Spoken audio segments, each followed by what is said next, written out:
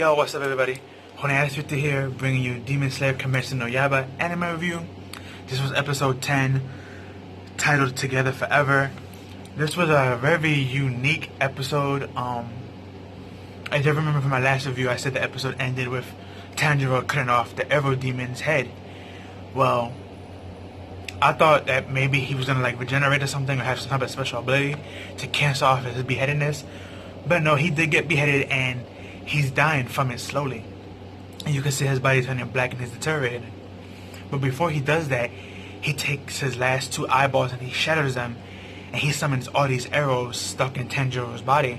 And he sends them to like different directions at very high speed, hoping him to like crash into different things to damage his body, so he can die and take him along with him. And Tanjiro was able to stop all this by using a whole bunch of different breath techniques, but in the reverse way to recoil his damage. And by the time that the Arrow Demon died, Tanjiro was safe.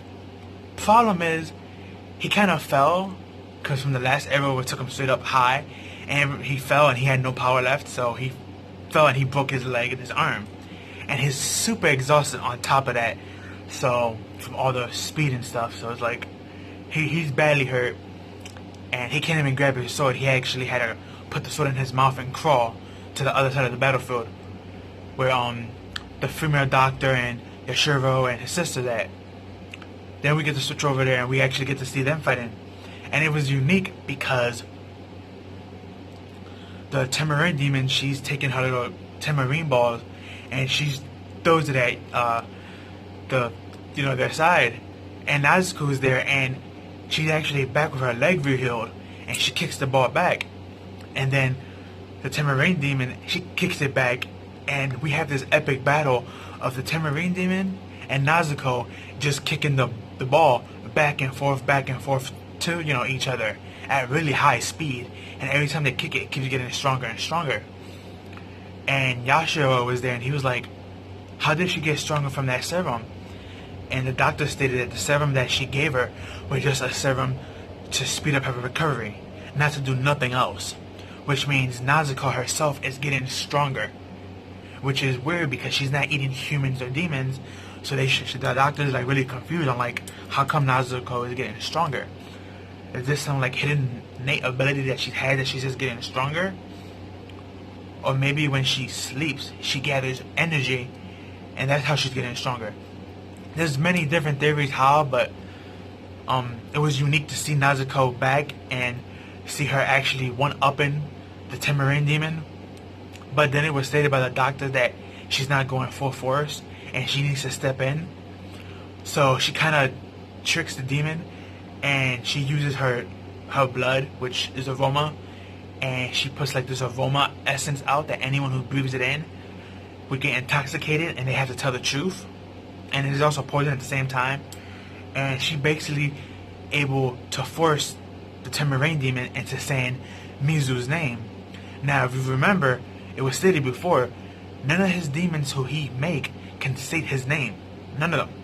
If any demon states his name, a curse will be put upon them. And as you see in one of my thumbnails, we get to see what this Tamarine curse is. 3 demon hands came out of her body, one from her stomach, one from her chest, and one from her mouth. And the 3 hands came out and grabbed her and just squished her. And that's how she technically died. I mean, she wasn't really dead, she was still alive, but she was slowly on the verge of dying because of those injuries. Not that it mattered, because in the next scene the sun came up and she's talking to Tanjiro and her voice actually is the same voice, but the way she speaks is different. She's not speaking like a rogue teenager no more. She's speaking like a little child, and she was like, I want my ball, I want my ball. So Tanjiro, he hears this where everyone else is downstairs in the basement trying to get away from the sun, which is rising, and he gives her the ball. And then after he gives it to her, she kept on repeating, will you play with me? And Tanjiro got real like, he was sad at the beginning, but then he got upset because he was like, this is how you treat the people who you turn into demons. You treat them like fodder and like crap, and then you do this to them. So this is just putting more fire in the flame for Tanjiro to get stronger and actually take out Muzan. But the Tamarine Demon, she dies as well. The sun comes up and the rest of her body that's left evaporates. And after that we have, you know, Tanjiro recovering. We have like a little time skip about probably like a day or two, and he goes back to the undercellar to see his sister, and she's perfectly fine, and they both hug each other. And we have this really cute moment that after she hugs him because she's happy to see him, because they haven't seen each other for a couple of hours, she looks back and she looks at the doctor and Yashiro, and it's funny because she actually goes up to the doctor and she hugs her, and you see in one of my thumbnails Hashiro's kind of upset, like, don't be touching her. And the doctor's like, she's shocked, and she was like, she's been acting weird and she's been doing this. Is this normal for her? And she was like, well, and Tanjiro responded, even though she's under a spell to treat demons as enemies and humans as family, she does have her own personality still, and she must see you guys as our old family that we lost, and that's probably why she's acting like this, because she sees y'all as humans, not as demons. And when Tanjiro was explaining this to the doctor got emotional and she started to cry, because ever since she became a demon, she was always been looked down upon other demons and humans. So now that there's somebody that actually looks at her as an equal, not including Yashiro who worships her, but since now there's someone who's looking at her as an equal, that kind of gets her like in her feels, and she starts to cry out of happiness. And then we get to see a flashback of Yashiro when he's on his deathbed as a human and he was given that offer. He remembers that she stated that becoming a demon from a human is a very painful thing. Then you're going to experience some painful stuff. And it clicked in his head, what must be painful, what you're speaking of must be the fact that once you become a demon, people won't treat you like a human no more. They won't be your friends or family that would completely reject you. And we already know how demons treat each other. They treat each other like enemy/food. So you technically be alone in the world, which is a very deadly feeling, because that can make you go to a lot of different things and phases. So it's understandable why they put that in there, and that was a really good moment to put in there.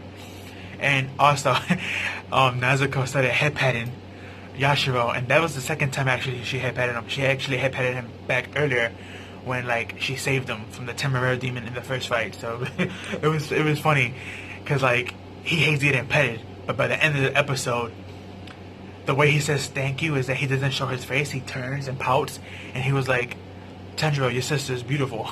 And that's basically the way of him taking back what he said before, how she was ugly and mean and stuff like that, and how the only person he finds beautiful is the doctor. So it's nice to see that he's growing on them. But sadly, thanks to this whole situation, the doctor and Yashiro has to move, so they moving. She didn't get to tell Tanjiro in this episode where they moved, so I'm not sure if we're ever going to see them again, but it is what it is.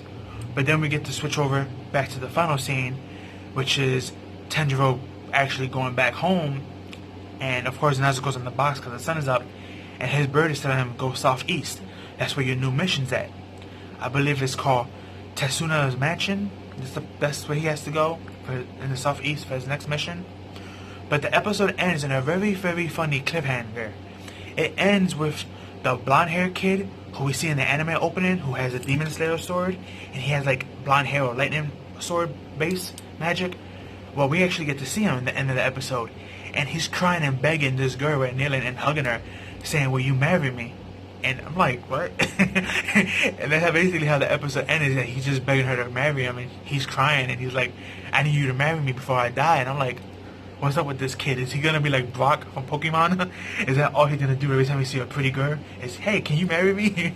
Like, I just started laughing when I saw that scene. I started thinking of Brock from Pokemon and Moroku from Inuyasha. So it was just hilarious seeing that scene. But this was a good episode. I can't wait for next week. See what new mission he's gonna be on. Is it gonna be another Demon Slayer mission? All his missions gonna be Demon Slayer? Is not gonna be like any detective work or maybe other type of missions besides battling? That's just one of my theories out there. But again, episode 10 of Kimetsu no Yaibe Demon Slayer. Great episode, great stuff. But that's all I have for you guys. Like, comment, share, subscribe, share with your family and friends. Give this video a like. Follow me on Twitter, link it down below.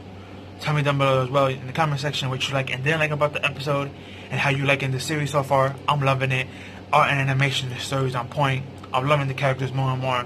Everything's great. But that's all I have for you guys. Peace out and have a good one.